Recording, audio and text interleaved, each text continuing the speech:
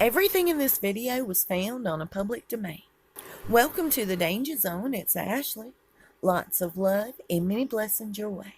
Kate and Megan had planned on going to Wimbledon together. They had made this right before Archie's arrival.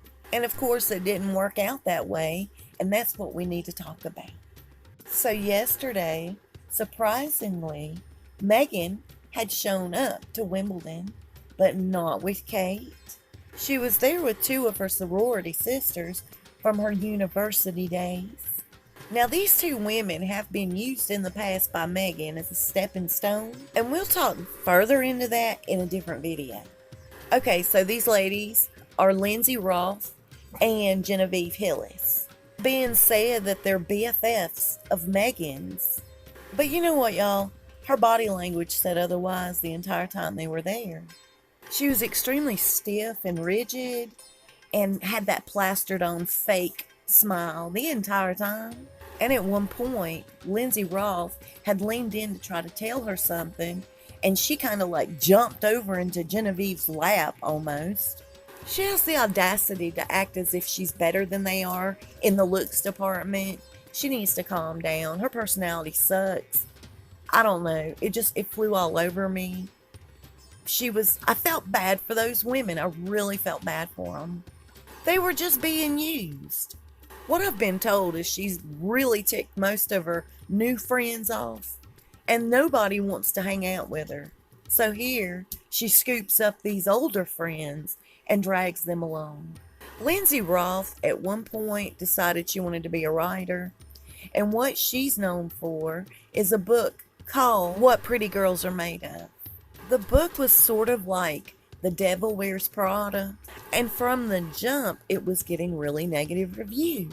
This was like around 2015, 2016, and in the book world, everybody started talking about how did she go from such negative reviews to almost overnight.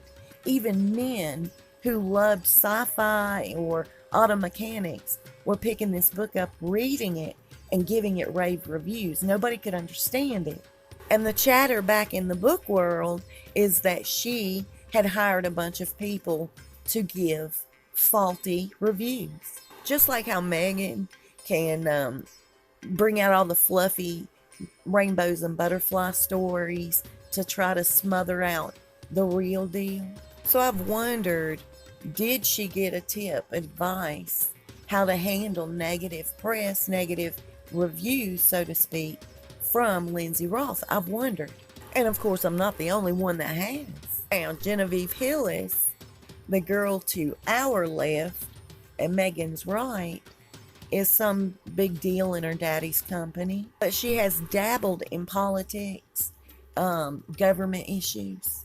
I imagine her strings will be very handy for Megan's future, because everybody knows Megan's dreams and aspirations are to become some sort of an American politician.